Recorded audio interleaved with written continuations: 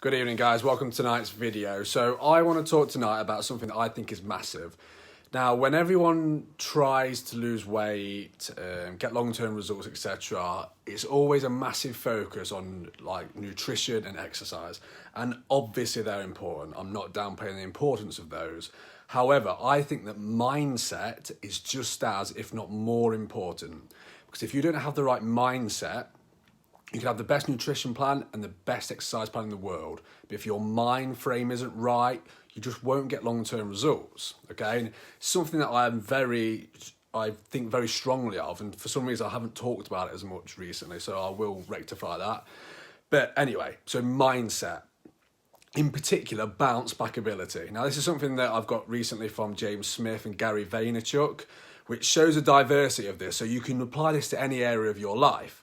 Obviously, we'll talk a bit about nutrition for obvious reasons, but it's basically how well you deal with setbacks, okay? So I would say sort of categorised as the unsuccessful for long-term weight loss results tend to be people that view setbacks as failures. So if they mess up, it's a big thing and it turns into something bigger.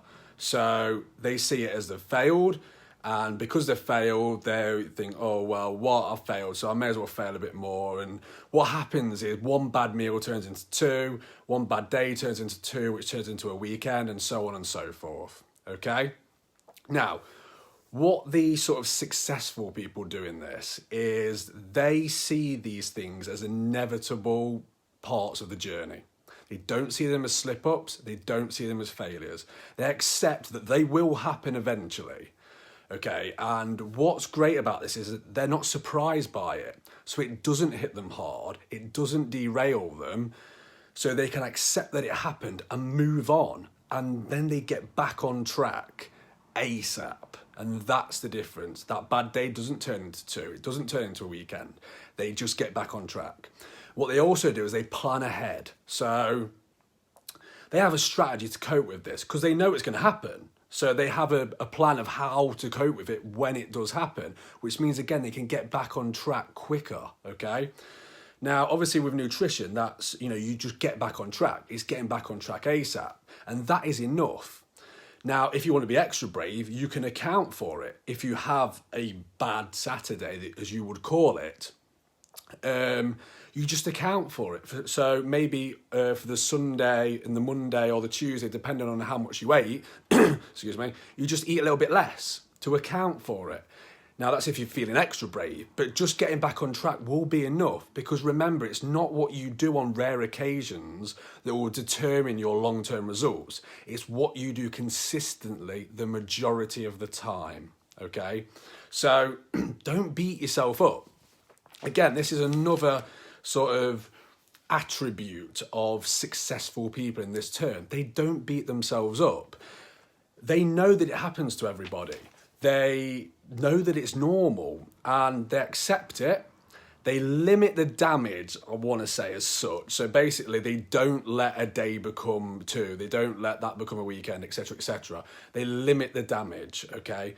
And also, they analyse what happened, because there will be a reason why it happened. And if you know that, you can plan for it next time, okay? So you can it helps you to get back on track quicker, but you also, because obviously it's not never going to happen again, but if you can limit how often it happens, and when it does happen, you can limit sort of how much you go off track and get back on track quicker, that is going to help, okay?